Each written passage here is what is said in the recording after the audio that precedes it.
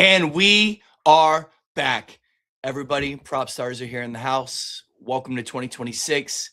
What an incredible time we get to talk about right now. There's a lot going on. We did have a week 18 recap, legendary performances, fantasy heroes, fantasy busts. We got Black Monday firings. We do have, of course, a playoff preview. There's a little bit of a college Final Four going on in football as well. TJ, it's going to be a good today. It's going to be a good day today, sir. I'm very happy to be here, and it's very good to see you, man. Everybody, I hope you got fantasy championships. I hope everything went well for you. Let's start breaking it down, man. What are we starting off with? Are we going into week 18 recaps? Yeah, I mean, first of all, I think we have to kind of discuss a little bit your fantasy success this year, right? All right. I mean, Buff's humble pie, but I think you were in what, 7 leagues, 3 Super Bowls? I ran 7 leagues, one for my cousin, so it was 6 of my own, and I won 3 ships. How many leagues you make the playoffs in out of 7? I made 6. 6 out of 7 playoffs. Yes. 3 Super Bowls. 3 Super Bowls. And you won all 3? And I won all 3. Wow. So you're 3-0 in championships, and then I won 2 4th place or 2 3rd place games, and I lost 1. So technically, you really cashing 6. Yeah, you won 3. You won 50% of your leagues. Yes, that's a profitable way. That's why we do this show. Yes, you're the fantasy rock star. Honestly, I think we have to really jump into the Sunday night game, right? Let's jump into Sunday night.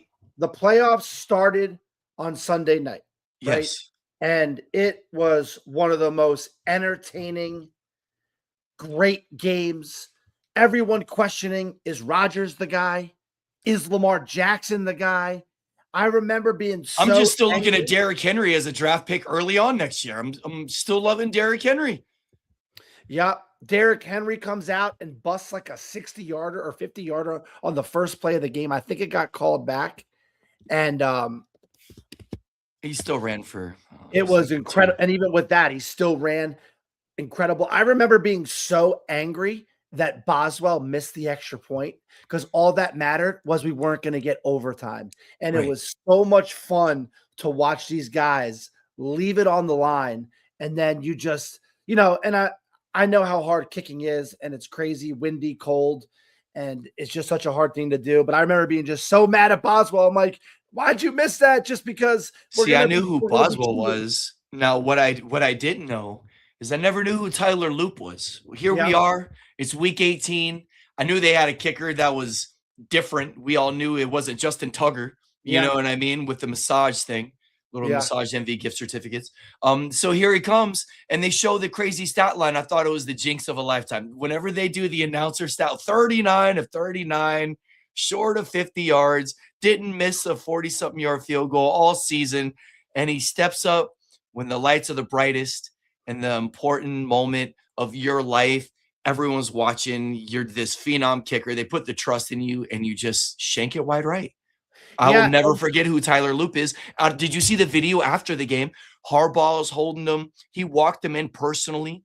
He had his arm around Loop as the whole team is going. He's with Loop, walking him in, and Loop's just obviously in tears. And it's heartbreaking. But at the same time, this is what it's all about. You got Lamar, who's over here performing like you're talking about. Aaron Rodgers laying it on the line. Aaron Rodgers was second in carries on the team. Wow. He had a 20-yard rush. He was second leading rusher. Yeah. I'm just saying, these guys are out there. This is for their careers. Aaron Rodgers, where he's at, we all know. Lamar Jackson, with the season they've had, they were prohibitive favorites leading up to this game. Coming in, even though their record was backwards and upside down, they were still favored to win. I just thought there was so much on this game, and then Tyler Loop just shits the bed. Yeah, and I don't like when teams Lamar Jackson drove him down the field, right? And I think there was 10 seconds. I wanted to talk about that. He performed. I mean, he looked great. But they had one more chance to get closer. 44 yards is not a gimme. And I'm not playing Monday quarterback here. You're talking about the way that they just centered the ball on third down. I wouldn't have centered the ball there. Yep, they had a timeout. Maybe you would have done a fake kneel and then whip it real quick because they had timeouts, right? Hand the ball off to Derrick Henry. Do one of those runs, like a counter or a pitch where you're almost trying to break one, but you can get a 15 yards, a 29-yard field goal and a 44-yard field goal with a rookie kicker is a big difference. And I agree. I wouldn't have thrown the ball there, but you could have ran a bootleg. You could just run a Derrick Henry play. Him or Lamar, RPO, he wasn't going to fumble, right? They're not going to fumble there. They're Lamar Jackson and Derrick Henry. You tell them, hey, don't fumble, but go get 15 more yards, right? And I wish they would have just tried to not put the kicker in a 44-yard field goal. Even 44 and 34 is a big difference. I just don't think that Harbaugh set his kicker up for success. And I think Lamar Jackson made an amazing play on 4th down. Everybody was like, is Lamar going to choke again? And I was reminding all my group chat. Likely throw was just unbelievable. It was a great throw. And only where he could catch it right before the safety could come down and hit him. And I tell you what, Jalen Ramsey got embarrassed that game. Yeah. I mean, that was him on that last play. You saw him this time. He's jumping everything. That was him on the last play too. It was embarrassing. He had a horrible performance. So what does this do for the Steelers? This is huge because I think this changes a lot of things. I think that the Steelers and Omar Khan were going to cut DK Metcalf. They would have got out of that contract because even though he's good, he didn't put up $35 million worth of numbers, and him punching a fan would have cost them the playoffs. If you watch the Browns game and you watch the first 3 quarters of that Ravens game, Steelers were struggling moving the ball because they don't have that weapon on the outside. Right. So you saw Aaron Rodgers was making do. Kenneth Gainwell had 8 catches. We saw that double move with Calvin Austin. Sick, right? I mean, there's obviously, so you're using what you got. Do you like it better where Aaron Rodgers is running the offense with people that he's seeing that are open and letting the offense run? Or do you think it's better to put a DK in there and now you kind of got to force the issue again? You know what I mean? Or do you think DK makes them better? Yeah, I mean, DK is a beast on the outside. You always got to respect it. Him and Aaron Rodgers. Do you feel that he's going to have to force him 10 to 12 targets? Or do you think that it's no, because I mean, that's just not the way Rodgers is going to do it. But now as a defense, you got to worry about Metcalf on the outside. Yeah, Zandy, I kind of disagree there. I mean, it was a back and forth game, but I don't think the Ravens lost it. I mean, yeah, they had their chance to win. I mean, if he makes the kick, this is a totally different storyline, and Tyler Loop's a hero.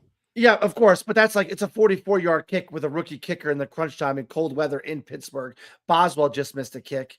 The conditions weren't super favorable, even though the wind, they missed it on both opposite sides. So it's not like you could say that the wind's affecting it one way or the other. But I think Aaron Rodgers put on a show. I also think it was interesting that Lamar Jackson was 11 for 18, which if you look at that, not very impressive. But his numbers. 240 yards, right? 3 touchdowns. Zay Flowers, dude. And the one interception was on a tip ball, I think, to Watt. It was a tip ball off the line, yeah. Yeah. So I was, in a way, I mean, I'm tight with the Steelers organization. It was actually pretty cool. I had a Steelers table at the boathouse, and I bought them a round of drinks on Omar Khan's tab, right? That's right. And I send him a message saying, good luck in the game tonight. I have some Steeler fans here, and we bought them a round of drinks, putting it on your tab, buddy. Good luck tonight. And they watched me send the email, right? Yeah. As I'm closing my phone, he responds. So I show the customer, they lost it. Management came over because they're just like, why are they flipping out? I'm like, it's a good thing, right? But it was super cool. Omar Khan is just a great guy. They call him the con artist in Pittsburgh because he just makes deals and swindles teams. And I know that has to be some disappointment with the way Ramsey is playing, but you got to take shots on those kind of players, man. You can't put Ramsey on an island on a slot receiver. And I just hate this mentality. It seems like there's a mentality with some coaches when it's 4th and short or 4th and 5, you blitz the farm and put your guys on islands. I hate that. You're just looking to get lucky. I rather, see what your front four can do, play coverage, and try to make a play. But whatever. It was a great game. I love how the playoffs already started on Sunday night, right? You win, you So incredible. advance, you lose or you go home. It So was a they're great game. hosting the Texans next, which we're gonna get down in the playoff bracket. And honestly, Pittsburgh, home game, terrible towels. I don't care who's coming in there. I think that they're energized now. So we'll definitely get into that. Um Yeah. that was an insane game. Other games that we should talk about in that final week that mattered a lot. We did have a Yeah. crazy storyline in the NFC South. You want to get there next? Yeah, I mean, the Bucks don't deserve to be there, obviously, because they lost to the Dolphins, and where the Dolphins were trying out a new quarterback, and that was an embarrassing loss. But they came back and did what the Bucks do. They looked good when it matters most, and they fell short because the Saints put some guys on IR that were questionable IR players, and kind of not tanked, but I don't know if they put a full, you know, not A a, I'm not full gonna say a effort. full You don't think they effort. put a full effort? I don't think the front office put a full effort, Wu-Tang right? says they blow. The players, yeah. I mean, Wu-Tang, you're right. I say this. There's truly 13 teams in the NFL that have a chance to win the Super Bowl. It's wide open. It's not 14 because the Panthers have zero chance, right? Yeah, Zero I no, I chance. agree with that. I got my own take that obviously that I'm a hop up on a high horse here in a little But bit. there is not one stat. Bryce Young's quarterback stats are horrible. For sure. The Panthers had a chance to just go into Tampa and compete, and they couldn't even compete. I mean, I think they scored 7 points total, right? Yeah, and I know that their next home game is going to be against the Rams, and I'm all over the Rams in that game. I know that the Panthers at home, sneaky defense, and you never know what elements are going to bring or whatnot, but I'm not liking that at all. I Yeah, mean, I thought the whole NFC South was very exciting. Okay. Yes, sure. You're not wrong, Wu-Tang. Maybe it wasn't the worst division or the greatest division. I mean, maybe they were the worst division, yeah. arguably. And the way that Tampa limped in and the way that Carolina's just kind of meddled around a little bit, trying to figure it out. Obviously, there's some bright spots with both teams. We know that the Saints and Tyler Shugg just they made it close at the end with the Falcons. Yeah, they And it battled. was actually it came down to an onside kick. The onside kick was awful, but like that one-handed catch that Buddy made while Yeah. being held and toe taps in the end zone. I thought that was a legitimate shot for them to make a little noise. It was an exciting finish. Tampa, I'm sorry, man. You controlled your destiny for the whole time. You guys just couldn't pull it through. Nobody thought you guys deserved to really be there with the way that you played at the end of the year. I am not thrilled that anybody out of that division I thought Tampa should have come out of that division. I'm not thrilled for the Panthers. I would have rather see the Bucks go on Or a the run, Falcons, get a even, home right? game. Sure, right. Even the And they've Falcons been with chuckling high Bijan, with too. They Pitts, beat the with Bills. London. They got some good W's, And the It's Falcons have the just same record as all these other buffoons, right? just a And lackluster finish the in that division. Panthers are 10-point underdogs Right, at home. in Carolina. At That home. has to be that. I wish Gene could find this out. What's the biggest home underdog we've seen in the playoffs? Well, and everybody's talking about you got to take the Falcon or the Panthers on that bet.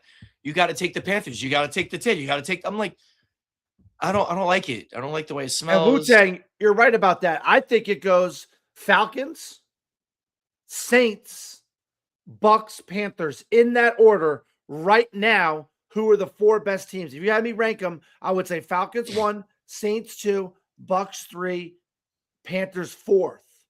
If you watch by the eyeball test and you watch them play, the Panthers are embarrassing. There's 13 teams that have a chance to win the Super Bowl. The Panthers are not one of them.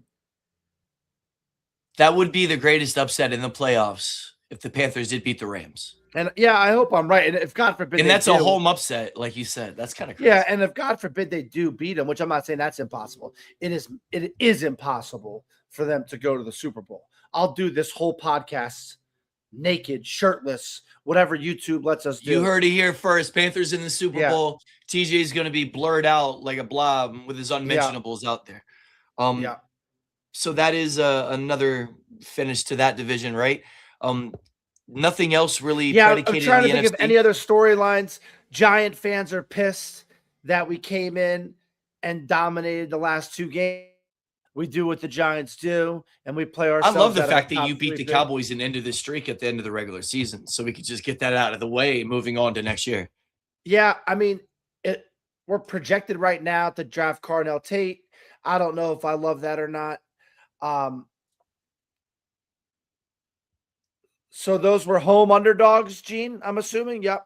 So yeah, that's pretty crazy to think that yeah, so those are Those are probably home dogs. Yeah. home dogs. So yeah. So Carolina, yeah, join the club. that's pretty close to one of the Good biggest job, Gene, on that, underdogs. pulling those stats. But yeah, the Giants do what the Giants do. This is the first time I've been excited for the Giants offseason. I don't know if Tate's the guy or not.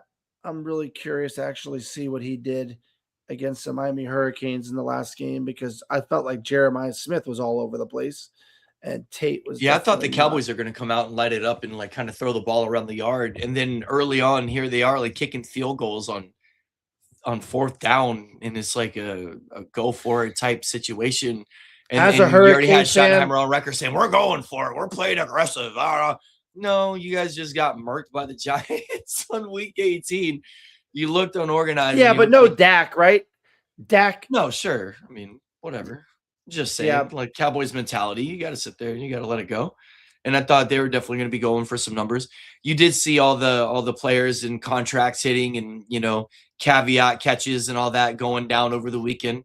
I don't know if you listen to the Uninformed Fans show at all. They were talking about how they're getting a bad look on all of these because it was like some segment that they did. It was like cashing out or something like that. But it was like, the ESPN analysts talking about all these players making millions of dollars with these little incentives and like going through with the extra catches, and they just made this many million. I didn't think it's that. I think it's kind of cool. I mean, I don't care. I'm happy for these players to get paid. I'm happy for these players to get millions of dollars. And for me, I don't ever really want to do what they do. It's obviously you see CTE, concussions. The level of athlete is so strong, fast, powerful. They're just like guided missiles running into other players. And there's no reason that we would ever want to be a part of that. And if you are a part of that, you should be compensated millions of dollars. That's the way I feel. So good for you getting your bag. I hope you make every extra catch, and it doesn't really upset me hearing how many more millions that you made, regardless of how good you did or didn't do this season. yeah. It doesn't flip me one way or the other. But I did think the Cowboys. I know there was a couple of dudes that were on the bubble for some money. I hope they got paid. We got Glenn, friend of the show, friend of the family. Love the guy. He's a big Packer fan. He's hoping Love and Jacobs come back healthy. I was talking to him yesterday, and he was telling me some stories too about how he went to some Bears games with Green Bay gear on, and as he's in the airport, he's getting in fights with Bears fans because that's how much Chicago hates. That rivalry is so bitter that if you're wearing a Packer jersey in O'Hara Airport, it is like, straight on just brawl style, right? I would just keep my earbuds in, keep the earbuds in, and just keep the gaze focused straight forward. Don't listen to anybody. You know what I mean? That's how it has to go. Are you breaking down any other games from the week 18? Yeah, I do think about really quick about Green Bay though. It sucks that a team like I like that the Bears loses. in that matchup, by the way. I'm taking the Bears. Yeah, and I mean, it's kind of crazy because Green Bay is favored in Chicago. That's very disrespectful to Chicago. I think that just because Chicago hasn't been there yet, Vegas is saying that we think Green Bay is going to win that game. Because if you're putting Green Bay as a 1-point favorite in Chicago, that means if it was in Green Bay, you're saying it's a 5 to 6 point favorite, right? Exactly. Kind of interesting there. I think it's usually like a 6, maybe a 4 to 6 point swing, but depending on the home field advantage. But it's unfortunate that Green Bay doesn't have Parsons and Kraft, right? Because it could have really have been. Well, I was going to say without Parsons and Kraft, that seems they're missing two very integral pieces that are playoff components. They're not just regular season. They're not just your team. These are the guys that make it happen in the playoffs. Kraft was that hot of a dude as a receiver, tight end, leading the league at one point. And then you have Micah Parsons leading the league in hurries, unstoppable in the backfield. Speaking of defensive ends, you want to talk about Myles Garrett's record? Yeah, it's a great record. It deserves to be crowned. The amount of snaps he did it in is unbelievable too. It was like The amount of double 400. teams he did it through as well. I mean, Yeah, I mean every freaking great defensive end faces double teams, but it's crazy to think that he did it with let me pull it up here. So Myles Garrett had 23 sacks because everyone's making a big deal about it. Should he have the sack record or should he not? Because he did it in 17 games when Strahan did it in 16 games. right. That's just the NFL and the way it's expanded. We all knew when they got that extra game, all the records were going to be pushed to a little bit further. Receptions, yardage, catches, touchdowns, all that's going to change, including the sack record. It's got to change. Michael Strahan played 567 snaps his season. Myles Garrett played 437. How many did Reggie White? How many snaps did Reggie White play? It doesn't say. It says when TJ Watt when TJ Watt tied the record, Strahan's record, TJ Watt had 616. Wow. Myles Garrett has 437. And yeah, as a Giant fan, you're right, Wu-Tang. I mean, Strahan didn't cheat his way to a sack, but Favre gave it to him. It was kind of shitty. You watched the Burrow sack. Burrow did not give it to him. Burrow went down because he was about to get crushed by Garrett. So that's a sack. He beat his guy. Myles Garrett deserves all the accolades. And if you want to do a pace thing on pace, if Myles Garrett had the same amount of snaps as TJ Watt did, Myles Garrett would be in the 30s. So Myles Garrett is hands down the greatest defensive end of all time. I think 100%. This solidifies it. Yes. He could power rush you. He could speed rush you. He's great against the run. He's great against the pass. And literally, the Browns could be contenders next year because of Myles They're not going to have Kevin Stefanski anymore. Not going to have Stefanski. Let's talk about the coaching carousel because it's So can I tell you and I'm sure that everybody knows this. Everybody who watches the show is extremely intelligent. Kevin Stefanski was two-time coach of the year. The Browns are just over here firing a two-time coach. They've been there 6 years, leads you to the playoffs a couple 2020, 2023, 11-5, 11-6, whatever it is, 2 records. Like, who are you going to get that's better than Kevin Stefanski? Kevin Stefanski's already taking interview calls, and he's going to get a job somewhere else. Like, without a doubt. Why are the Browns getting rid of Stefanski? Didn't bring on Watson. Okay? Why are you firing Stefanski? He didn't do that. He brought in Flacco. He helped you get through what you handcuffed him in. He's like a Houdini. You guys handcuff him, he still figures it out. Yeah, I think the Browns, I don't know. They hit on Judkins. Yeah, they got Judkins. Fannin.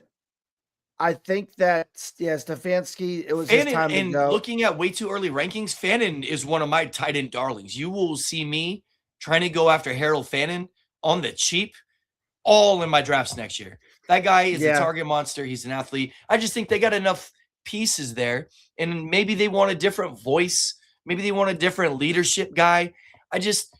Where you are at in your franchise and with the way that coaching is going nowadays, I thought it was a bad move to fire Stefanski. That's my own personal opinion. Yeah, I think that I think he was the one head coach that didn't deserve it. Yeah, I was surprised that Pete Carroll was fired after 1 year. I thought, is that a Tom Brady thing? Didn't you write that he wants to be more hands-on next year? Yeah, he wants to be more hands-on. All right, I'm going to say it. I wasn't going to say this, but I think it's a race thing, to be honest with you. Okay. I think if you're a white head coach in the NFL, you can get fired after 1 year. I think if Pete Carroll was a black coach, like Aaron Glenn or like a Todd Bowles, teams don't want to get crucified for being racist. Raheem Morris had his time with Atlanta. That's why he got fired. Raheem Morris had time. But a lot of people were saying this Aaron Glenn debacle was way worse than what Pete Carroll had with the Raiders. Just from a locker room standpoint, from getting blown out every game. And I think that Go ahead, Gene. Where are you at? The Jets didn't have a single interception all year long. Yep. The I first think team that in NFL teams history to not have a pick.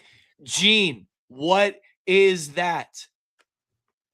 I just think that teams are scared. And I'm not saying I just think teams are so scared to if you do such a poor job and they don't want to be called a racist, so they just are going to keep you on for another year. And I think that Aaron Glenn, it was a debacle. You want to talk about sideline presence? The guy just looks lost on the sidelines. Now, the Pete Carroll move, I think Brady, he says he's going to be more hands-on. I think it means he's going to take over. But what does that mean? I mean, that doesn't, because you're a great quarterback, that Michael doesn't mean you Jordan have, never had success at that next level. We yeah, all saw that, like, right? I mean, very rarely does it happen, but we'll see. But I just think that teams are sometimes more scared to pull the trigger. And I could be wrong about that. But do I think Pete Carroll deserved to get fired? I think so. Do I think Aaron Glenn deserved to get fired? I think that it just nothing looked right there, and they looked so bad, so disorganized at times. And I just never understood how you move a guy to a head coach. On his last game, he gives up 40 or 50 points in the playoffs. And then you're a defensive back coach, and you don't get one interception the whole year? that makes no, How you're the are you first team in not NFL history with all the bad teams, all the Lions teams, all the Bucks teams, all the awful teams that we've seen over the existence of football, and you're the first to never have an interception. Yeah. That's on in a league that is more pass heavy now than ever. Yeah. I just don't understand, because if you're a defensive back, if that's like your niche, you're talking to these guys, hey, we know that on 1st and 10, like do like a hard flat route, or watch the wide receiver jailbreak screen here. You're kind of whispering to your guys, right? Because that's the position you were so good at. You not one interception all year. Not one. That's Not crazy. one. And Not I one. just go back to, And it goes to show you, Gene's a mush. He's a mush. Gene's a mush. Yeah. Sorry, Bucks. If he would have never became a Bucks fan, you would have never missed the playoffs. Just you're not gonna ever live this down, Gene. It's your fault they don't have an interception. Sorry. And Wu-Tang says white coaches get hired way more than black coaches. And I'm not even trying to turn this into a racial thing, obviously, because it's not a racial issue. Yeah, it's not. But I think teams are scared. Understanding the optics, if they would have fired Aaron Glenn after 1 year. They're scared to be called racist, right? Sure. I'd like to think in this day and age, the reason why our country is so amazing is that, doesn't matter what color you are, we could hang out and do anything. And I like to think our country's past that. But I do think some of these older heads, maybe a little more older school owners, are like PR people, like, yo, we cannot, if they are, you know what I mean? I'm not saying every organization, but some organizations optically do not. Well, I think if you're going to be in an industry and you're controlling billions of dollars, you should always think about the way it looks. Optics are very important. And it does make a lot of sense. But either way, I don't think Stefanski should have been fired. I agreed with Morris. I agreed with Carroll. Gannon's trash for the Cardinals. Like, whatever, dude. All those were fine. None of them even, I thought, had a decent tenure as Stefanski did. But I think they're all on to newer pastures, and let it be so, man. They all need something different. None of them made the playoffs, and they need to go out there and figure it out, man. Now, what team out of these four, who do you think comes out better next year between the Falcons, the Raiders, the Browns, or the Cardinals? All right, hold on 1 second. I want to just this Wu-Tang thing. Way easier for white men in the NFL than black men. That's why there wasn't black quarterbacks until recently. No, yeah, I agree. And also, and Wu-Tang, we understand racism is still out there, but what we're saying is we believe that the majority of America, NFL, whatever you want to say, who are on the right side of things, we're all past racism. Of course, there's always the people that still have issues with it, but it is not an issue for those who are, somewhat bright of mind. That's all. Yeah. Also, I do think back to Stefanski. I do think, and this is not a racing. I just thought about this though, but I do think one of the reasons why Stefanski got fired was because early on we saw Dylan Gabriel. It can't be an a starting NFL quarterback. You have Shador Sanders, who's fits the build of an NFL. No, he was in the wings the whole time. Yeah, they should have launched him early the whole way. I'll give you all of that. I'll give you all that. You could have gave him a full sample size just to see, is he the guy? Now the Browns are going into the offseason because Shador Sanders, I thought, looked really good. But this QB rating and other things says he didn't at times, right?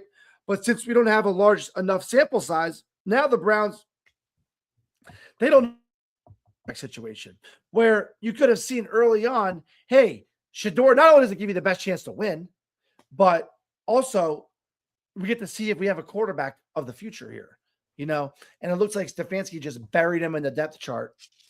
And I wonder exactly, I know we don't know all the conversations that go on, but how does Shador get buried in the depth chart? Is that like NFL?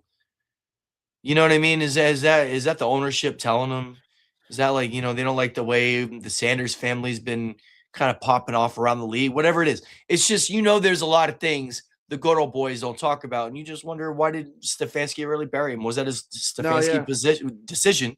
Was that his position? Because as a head coach, you just want to win. Your job is to win games with the best players possible. And it was obvious. If you and me can see it, there's no way that he couldn't see it, TJ. And that's why it just makes me feel like it's some sort of collusion or some sort of other ulterior motive of why they buried him. That's all. Okay. First of all, Wu-Tang, Shane Steichen was leading his team to the playoffs. And Shane Steichen was leading his team to the playoffs. And then Daniel Jones got hurt. He's saying it's crazy for two middle-aged white men to tell me black men as coaches in the NFL have it easier than white men.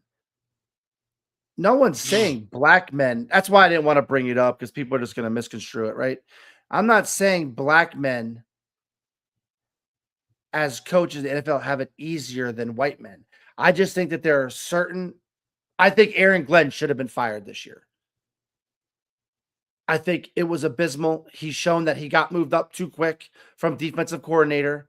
And I think that optics with the Jets are – I think that they didn't let him go because they don't want to be called racist. Never did we say – and I don't think that he's talking about us, right? I'm reading this right. Yeah, right? And I don't think that black men as coaches have it easier than white men either. I don't think there's ever been the case for any black individual. In the Aaron Obviously, Glenn there's situation, things that they have to go through. Why would it's not easy? We all know that, man. Why would Shane Steichen get fired? Why would Shane Steichen get fired? Why would Shane Steichen get fired? They weren't they haven't been a perennial playoff. They haven't. Not like the Jets have been, but the Colts were really good this year. The Colts showed hope. If not for Daniel Jones going down, they probably sit there and continue to go. They free-falled. That happens in the NFL. But the Colts showed hope. The Jets showed nothing. And Aaron Glenn is a defensive specialist. And his team can't stop anybody. And they can't get one interception throughout the whole year. Now, I don't want to harp on the interception thing as much, but that's crazy. And the Jets, from the locker room, from all the reports, it was an absolute disaster from the top all the way to the bottom. I mean, in professional sports, color doesn't matter, dude. It's about W's, it's win losses, and it's money, man. And that's all we want to see. We want a competitive product. We want competitive organizations out there, Yeah, we're saying color doesn't matter, and I agree with you. It doesn't. I think the Jets. It's still being something that is perceived as organizations that it does matter. That's why they do have the Rooney Rule. Like the Patriots didn't care. That's why affirmative action is still out there. You know what I mean? Like it does matter to make sure that you don't have these white owners out there blackballing people literally because of their own preferences and opinions, because that shit obviously doesn't fly nowadays. So you got to get the fuck out of here with it. Like, you got to sit there and give equal opportunity to the best person who deserves it. And that's always the way that TJ and I have always run. And we don't care about anything else. We just want to see the best products out there, man. 100%. Yeah. But I do think with the Jets, they like what Gene's saying. Ownership is the problem. I was always surprised how Aaron Glenn got moved up when the Lions defense was so bad. I know the Lions defense was hurt, but the Lions defense towards the end of last year was absolutely horrible. Like, you can't give up. How many points did they give up in that playoff game? It was over 40, I remember. Right. Then, okay, yeah, this is the guy we want as our NFL head coach. And then you go to the NFL head coach, and now the defense is just as bad. It's so bad that you just get rid of your best D tackle and your best cornerbacks. We're like, God, we're so bad. You know what I mean? And I think it's crazy. But let's move on. No, absolutely, dude. I think absolutely it's crazy, though. You're not wrong about that. So we're in the middle right here of talking. I think we're done with the coaching carousel. Obviously, that whole thing is I was surprised. I'm not surprised Bowles didn't get fired because I feel like people were saying that he should have been fired early. I was going to say that's the next question. Who should have been fired and who kept their job? You think Bowles is a candidate or no? Yeah, I think Bowles is just like he's the Bucks guy, and I think Bowles is. What do you think about Harbaugh with the Ravens? Yeah, I think Harbaugh's a great coach. I think that they were just they're the two tenured longest. Yeah. Yeah, I think the Ravens need to run it back. I think the Bucks need to run it back. I think Bowles is like one of those leader of men, we like to say. He's one of those guys that, I think the Bucks just had some weird luck this year. Honestly, injuries didn't do them any favors. They just couldn't get completely healthy at any real time of the season. I think that Baker should have. I think Baker kind of fell into like the old Baker, like the overconfident. I saw so many times he's like, trying to be fancy and trying to not like, what I mean? Not sticking with his mechanics, not kind of going down that. I don't know. I looked at Baker as the comeback kid. Yeah, Star Spangled. I think Bowles plays it way too conservative sometimes. The guy literally always punts on fourth down, but I think the Bucks are kind of close enough where I would not shake that whole thing up. I would kind of run it back. Hopefully Evans gives you another year. You got Godwin that hopefully can stay healthy. You got that offensive line that can hopefully stay healthy. You got Bucky Irvin. You got Igbuka. You got so much talent on that team. Pretty good. You're the best team on paper in that division. You should have won that division. Should have won that division. Not even close. To go 8-9 in that division is kind of crazy. But yes. I think that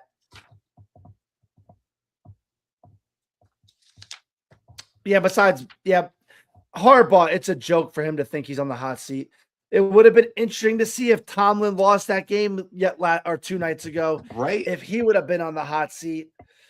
I mean, it almost seems like Tomlin's going to have to retire to leave the Steelers. But, I think the Steelers could be slightly dangerous. With Metcalf coming back. I mean, that Texans-Steelers game is going to be Monday night. I was going to say, let's start breaking down the playoff bracket, right? This is what I'm super excited about right now. Let's start with that game right there. I'm taking the Steelers in that game against the Texans. I like the line on that game is -3. It's Houston -3. So Steelers home dogs in that weather. 2 defensive teams, right? They get Metcalf back. Yeah. So you love that. And you're talking about the experience of Aaron Rodgers, right? Yeah. You're talking about a very formidable defensive line when they get going. Now, Texans are no slouch. Obviously, they're, posting top defense in the league and whatnot. CJ Stroud, Woody Marks, Nico Collins. They got a beautiful lineup. And I would say that this game is probably marked pretty right by Vegas. I think it's going to be close. I think it's a 1-possession game, and I think it comes down to the end, man. I think it's going to be fireworks. It's a great. I don't think it's a high-scoring game by any means. I think the Texans. I mean, we've seen the Steelers struggle. The line's at 39.5. Oof. Yeah, I mean, pretty. I'm assuming that's going to be the lowest over/under of the week. of the weekend. I think that the Texans on paper look pretty sexy. You know, CJ Stroud, Nico Collins, they're deep at receivers. And we've seen the Steelers. Yeah, I kind of agree with you too, Stars. We've seen the Steelers struggle to move the ball. Like for 3 quarters, they could not move the ball versus that Ravens defense. What's going to happen versus the Texans defense? Now they Yeah, get that is the DK lowest Metcalf. line of the week, by the way. You're right. That's the Yeah, lowest line. they do get Metcalf back, but I think that I think that's going to be a knockdown, grinded out fight, like a 21-20 game, 2017. You know, The winner of that game looks like they would play Broncos, right? yeah. And I mean, I kind of wanted to wait to that Thursday show to like start breaking down all these games. But what about the fantasy like studs and duds this year? Like, what about the guys that we all right, let's go with fantasy duds so far, right? Fantasy surprises. We'll start with the duds. I think I wrote a couple off the top of my head that I was thinking about. I know with me, I went Brian Thomas Jr. on the second round way back, and then I went Tyreek Hill on the third round. Those two guys, big busts. Tyreek Hill more for injury. Brian Thomas Jr. with drops and getting lost in the shuffle. Brian Thomas Jr. Saquon Barkley, another one of those. Saquon, Justin Jefferson. we all talked about the number of carries last year, and that shit really caught up to him, bro. It's wild how fatigue is just such a real thing, and how only certain athletes can really shoulder those kind of workloads. Even the great Saquon Barkley, because there's no question what a freak athlete that dude is, and I'm so happy to see that he made it through healthy. You know what I mean? He's still in his prime. How is Derrick Henry just motoring along? But the thing is, you watch Saquon like that giant run. Derrick Henry was not utilized by the Titans for the first few years. I'm telling you, dude has tread on the tires, dude. Still got tread on the tires. Yeah. I think the biggest bust for me, if we're going to start talking about these disappointing running backs, I thought Pacheco was awful, dude. Pacheco was big bust. You're in an offense that's begging for a starting running back. You're given an opportunity. It's an Andy Reid offense. We've seen Andy Reid running backs dominate fantasy before. Your prime position, he schemes it up. You get catches. They always have a great offensive line. You get the great Patty Mahomes. You got Travis Kelce, obviously, waiting on Rashee Rice to get back. You still got all these weapons. You know, obviously, they're not as good as we thought they were going to be, but that's enough for Pacheco to be a serviceable running back, and he was just nothing all year long. I just don't understand it, man. And I'm like, is it Andy Reid? Is it you? Like, why is Kareem Hunt leading your backfield every freaking game, man? Just boggles my mind. Pacheco, awful play. Can't play. I took him in one league. I was unhappy with him. Yeah, I was a big fan of Pacheco, and I tried to watch him to see why he wasn't good. And I noticed that I think is he's not getting the reps because he looks so explosive still. And like when he turns the corner, he's got like so much pop. But I think that he's not getting, like with running backs, all these running backs run 4.4 to 4.6 40s, right? They're all explosive in their own little way. But a running back, more than any position, it's about getting in a groove. And it's about like reading your blocks and knowing when to get the handoff and just explode, knowing when to be patient and waiting for the hole to build up. And I never felt like running back by committee was a good move, not just because I'm a fantasy football player, but just because in general, I think it's important, to keep your guys fresh, but you got to have a horse. And that horse, like a Derrick Henry, like those guys need to get reps and they need to get in a groove and they need to know maybe which D tackle or D lineman or which linebacker you could run at a little more than others, right? And I always felt like Pacheco was running into his own offensive lineman and picking the wrong hole sometimes, right? Which, I always hate when you can't pick the wrong hole. Wife gets pissed. Yeah, exactly that too. But I always hate when someone on the couch is like, "Why didn't you bounce it outside or cut it in?" So it's always easy for us to say when we're watching it from up here. But I also think that Pacheco just was always pressing and was never comfortable. So There's let's no talk doubt in about my another mind he lead has the back. NFL ability. Let's talk about another lead back. What'd you think about Bill Ja'Cory Krosky-Merritt? He was a darling for me in the semis. I started him off the wire. You know what I mean? Went, plugged him in because Buddy Rodriguez was out that game. I don't know if it was the Commanders' scheme why they couldn't get him going, but he was marked as the starting running back on that team, and he had a decent game. It was like week 2 or 3, and he just meddled around. Kind of the same thing. Never really got schemed up. You got these coaches know.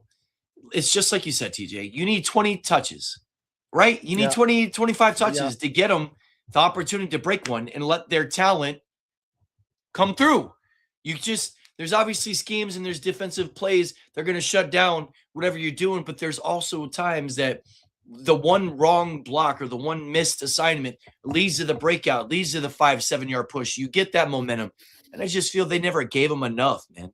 Like, to give your running back 15 to 20 carries, I think, is an absolute must, regardless of what you're doing for your offense. And I think that he just kind of fell victim to, he didn't get schemed up enough. I think the talent's there.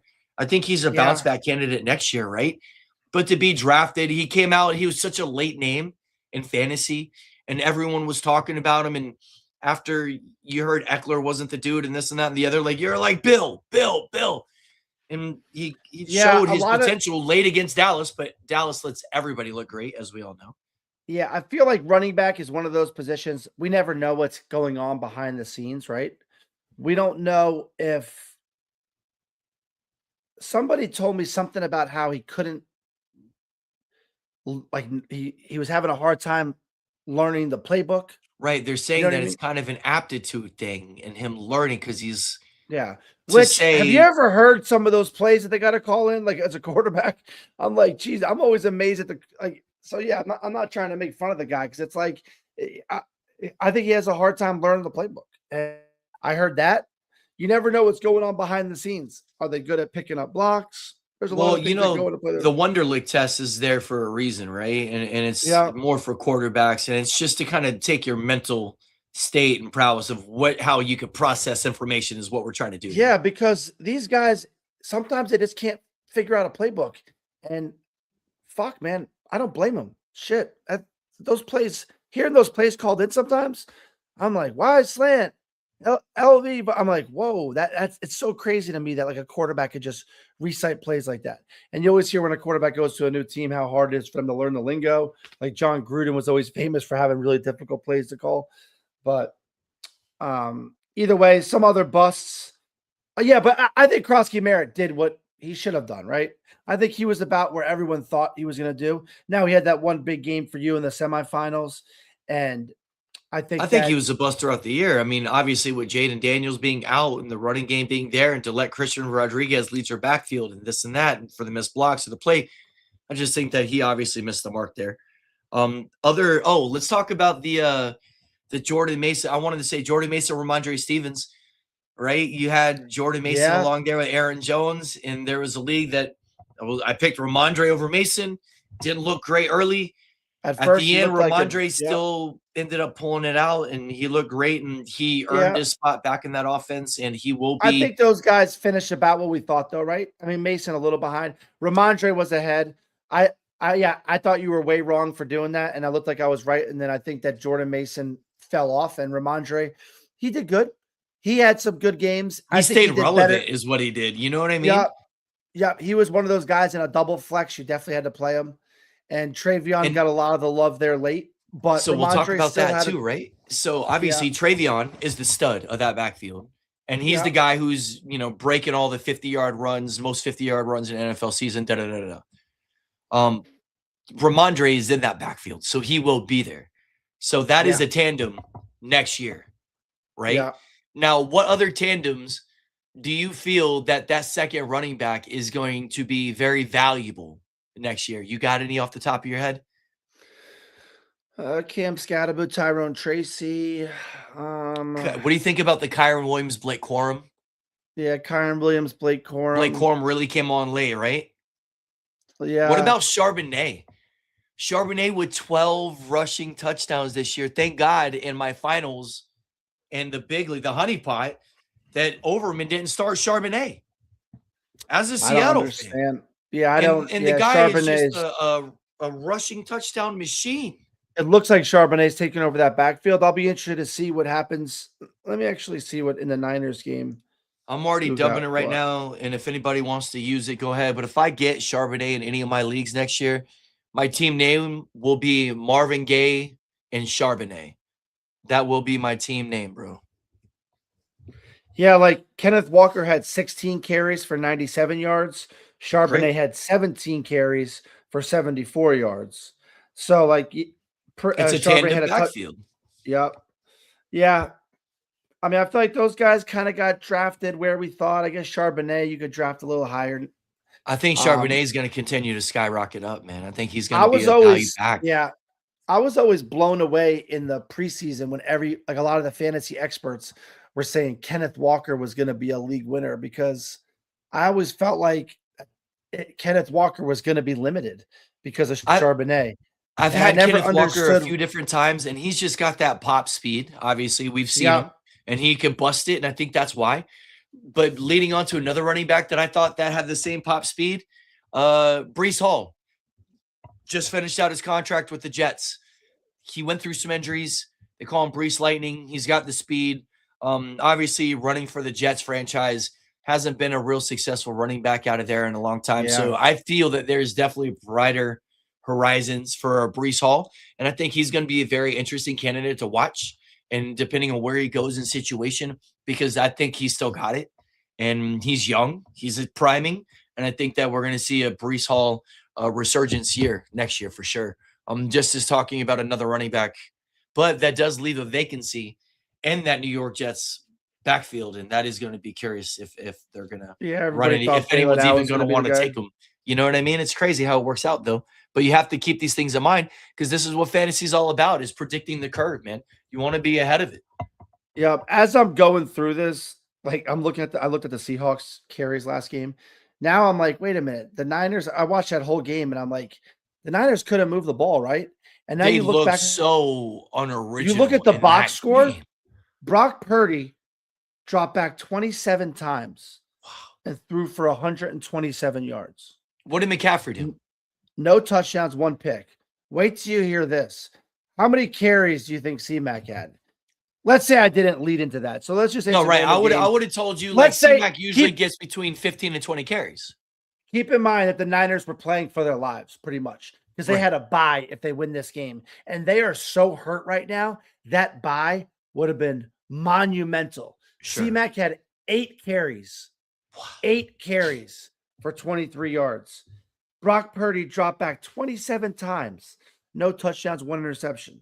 I mean, that's crazy to me that you only get C-Mac 8 carries in the game. But I think the Seahawks defense was that scary and that just bulldozing them. And also, they didn't have their left tackle either, the Niners. I always forget this. You know, the Hall of Fame, first ballot Hall of Famer left tackle for the Niners. Why do I always Yeah, forget man. his I name? think Seattle looks like the class in that division, and Trent Williams. and that Trent game's Williams. crazy the way that the Niners just got limited. The Niners are a dangerous team. We all know their potential whenever they pop. They have a great offense, and we'll see Trent Williams. There you go, and we'll see if they can get everybody healthy that they need to here this next week. They are obviously a very dangerous opponent, and they've been playing really well late, kind of running under the radar. Yeah. And C-Mac to get 8 carries, that's a crime. Like you That's can't crazy. you gotta like no matter what. And the game script didn't even call for that. You could have kept running C-Mac. It's not like you needed to do that. I That's keep on just looking at these silly. I keep on looking at these notes I made about fantasy duds, and so many of these guys were on my team. It's like embarrassing. Another Bro, Evan fantasy Ingram, dud, Evan Ingram. I'm like, God, a I tight know end who Gene. everyone I called know him the Gene X. He's loved the him. X in the Peyton offense, and he's gonna be so good. He's gonna get Yeah. 100 catches. He's gonna look like he looked like I a know fucking Gene bum. loved him, and I loved him. But you know what the problem with Evan Ingram is? We look at him as a tight end, but he's just a slot receiver. You know what I'm trying to say? Yeah. So he's not one of those blocking tight ends. I know, I agree with you, Gene. So if as a slot receiver, Evan Ingram, even though I thought he looked good every time they threw him the ball, but he just isn't that guy. And you can't line him up as tight end because he's like kind of skinny. I can't imagine he could block. So therefore, I'm sure Sean Payton had a hard time, using him because it's just like, how do you use a guy that can't block, right? So And Justin Jefferson, the Broncos were a pretty run-heavy team if you watch them play. Broncos were not a team that were trying to score fast. They wanted to rely on their defense and, methodically drive the ball down the field. And that's how could you not get Evan Ingram the ball, dude? It just doesn't make sense to me. yeah. But that's why. Justin Jefferson, arguable first pick overall. He was top 4, top 5, top 6, whatever. Barely gets 1,000 yards. Quarterback situation was a little bit wonky all year long for them. Yeah. He's always been spoken to be a quarterback-proof dude. He's obviously talented. He's, breaking records. Only Randy Moss has done what he's done.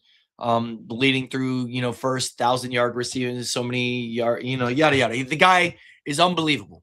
But for the numbers that he did and produced this year, he's a bust. Now, do you think next year he turns that around? You talking about a bounce back, buy low? You think Justin Jefferson falls out of the first round type thing because of this year? I mean, where do you got JJ being a bust this year, even though he's JJ? Yeah, Vikings are not in a great spot because they've pretty much, and like, who do you go get in the offseason? I think maybe the Vikings bring back Kirk Cousins. I don't know how the money lines up with that, and maybe have Cousins and McCarthy kind of duke it out. Have you heard that? No. Or no, this is just what you're saying.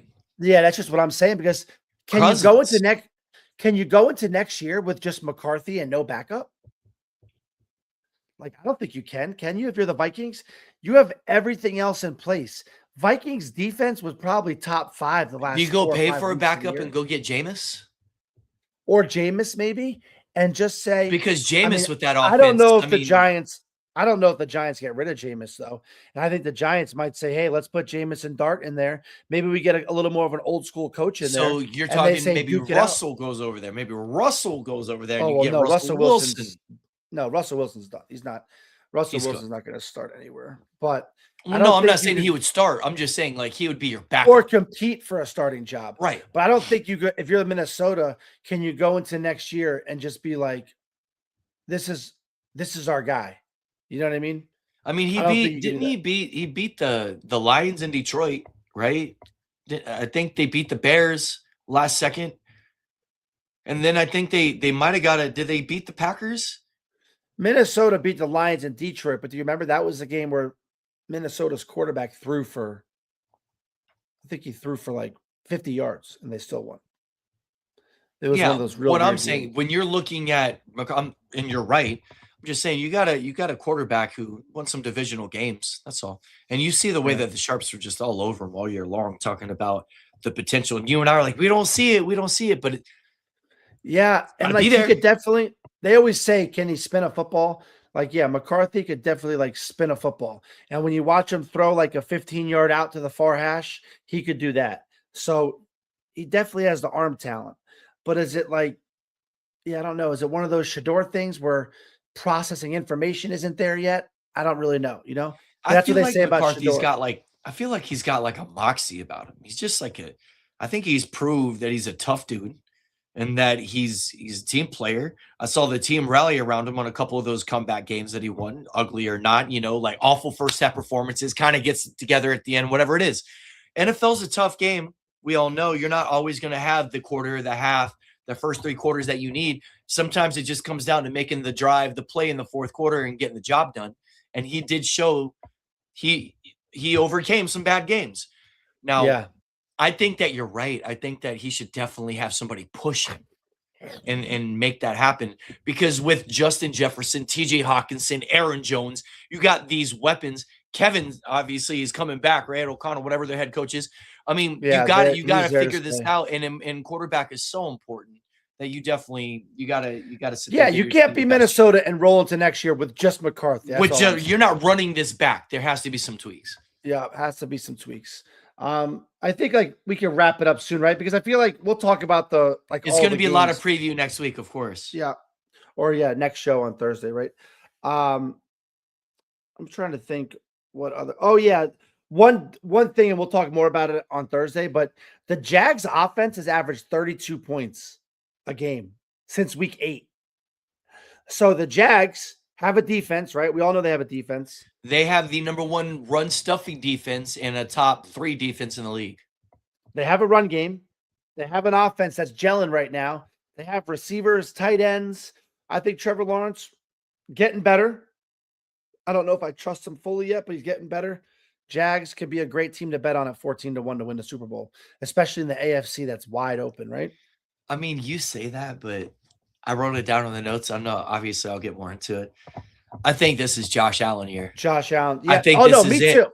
And I'm not picking Mahomes. Jacksonville to win it, but at 14 there's no Mahomes. Right. Yeah, there's no Mahomes. Yeah. There's no Burrow. Right. No Lamar Jackson. There's no Lamar Jackson. Yeah. It's out of the 4 quarterbacks that we always talk about. Here he is. And you're talking about a team that has been hungry for this moment and opportunity to get to this point. I am all over the Bills. I've looked at the bracket. We'll talk about it later. But I think Josh Allen, if you don't do it this year, this ain't your year, or you're just not going to get it done. Like, nobody's in front of you. This is your path to the Super Bowl, to the championship. And I honestly think it'll be like Buffalo, New England to get to the Super Bowl. That's who I'm picking. But the Giants are keeping Joe Shane, and I got reports from my cousin who's pretty tapped into the New York media that Mr. Mara, John Mara, is fighting a cancer battle right now, and he's not in good health. But every time I've seen this guy on camera, he's just like such a class act, and I just hope for him and the Mara family. He's obviously lived a great life, and I don't know how old he is, but I know he's in his 80s, and I think that the Giants right now are hoping he gets healthy, but I just don't think that they could do a GM shakeup with Mr. Mara, who runs the show, fighting a cancer battle. So I think that's a main reason why he's going to be there. Yeah, you're not losing your job because you caught cancer, bro. We all know that, man. Yeah. And I mean, that's just the owner, right? He's the owner. Right, that's the owner, but that's a lot to do while you're going to sit there and make some changes. Exactly. Yeah. It's a lot of moving parts, man. And honestly, you guys are so close. I think with just a good draft and you bring everyone back that we talked about, your 3-headed offensive monster is ridiculous. And your defense has already shown you got trenches. Now you just need to add some CBs. You know what I mean? Maybe make a splash, make a trade. I don't know what you guys look like in your cap, but you could definitely make some moves, man. You guys could be a team to challenge for the division next year. Go big jump, and a lot of people are real high on Abdul Carter. Advanced stats show that he got really strong towards the end of the year, and he had a lot of like kind of crazy stats, which they don't track, like forced intentional groundings, holdings on him, which they don't track. And then he had a lot of QB pressures, a lot of QB hits. He only had 4 sacks, I think, maybe 5. But so supposedly, what happens when you're getting double teamed? We all know. He'll get a lot of experts are saying that Abdul Carter is going to be a rock star. I want that futures bet. I'll take him on the over on the sack total, whatever he has next year, right? It'll probably be like 8 to 10, but I'll take it. Probably juice it up. Yeah, I'll take it. But 100%. Yeah, but I got to wrap things up. I have some things going on. No, man. All positive things. All positive things. All positive things, man. But yeah, Buff, congrats on your 3 Super Bowl championships. I mean, to win 50% of your leagues, to actually win 50% of your leagues is a great accomplishment. And I hope you do something good with that money, but you deserve it. Yeah, obviously we're already in for the next cruise, going on another cruise for my birthday. Just already got it booked, paying off the other one, and we're moving forward, trying to keep this. I know wifey's gonna be making you play fantasy next year just so you could pay for some more cruises. You know what I mean? 100%, man. And this is why we grind on it, man. You want to sit there and be able to, take some shots. This year, my formula was I had a lot of similar players. I didn't try to do different eggs in different baskets. I picked a lot of strong players that had a lot of mutual championship appearances. There's always the same list that goes through. There was some Jonathan Taylor and some Dak Prescott. And it's funny in the Honeypot League how Higgins and Chase Brown did nothing for me early, and then Chase Brown carried me to a title in the end. You just don't know, unbelievable. Man. You want to have a team that's balanced. Players are going to show up throughout the year. You never want to trade. This is crazy, TJ, and the honeypot. I only had 13 transactions. Think about that all year long. So I just made my bed with my team. Didn't make a lot of moves. I'm known. Yeah, anybody who doesn't know, I'm a transaction on the king. waiver wire. Yeah, I always work the wire. I didn't even really touch it this year. It's kind of funny because you nailed your draft for sure, but it's kind of funny because Jonathan Taylor and Igbuka kind of propelled you to the top, and Chase Brown kind of held you down. Yes. And then NT Higgins held you down. Yes. Right? And then at the end, those guys kind of catapulted you to the finish line, right? 100%. And then you always had that battle with Dak or Derek May. Or Drake May, bro. Drake May. Why do I say Derek? And Drake May is just he's already consensus number 2 quarterback next year. I always thought you should have went with Dak and then like it always looked really bad for you at first. And you always think you made the wrong move. And then at the end, you almost always made the right move, which good shit, buddy. Appreciate it, man. But yeah, we'll obviously continue to break that down as fantasy goes through. We'll talk about the lineups and we'll pick it apart and go through the draft orders. The doldrums come through in the future, and we'll all break that down. I love talking about championship teams from last year and how players are going to react and put those rosters out there for us to all examine. I think it's going to be a great day. We got college football playoffs obviously coming around the corner, NFL preview coming around the corner. It's going to be a great weekend. We'll see what other news is going to break. We haven't even talked about basketball or baseball and all that. There's so much to talk about right now this time of year. Oh yeah, it's incredible, we'll talk man. What a great Thursday. time. You guys have a great week, and we'll see you on Thursday. We're so happy to be back, man. Prop Stars out. One love, y'all. Appreciate the love. Thanks for the support. And as always,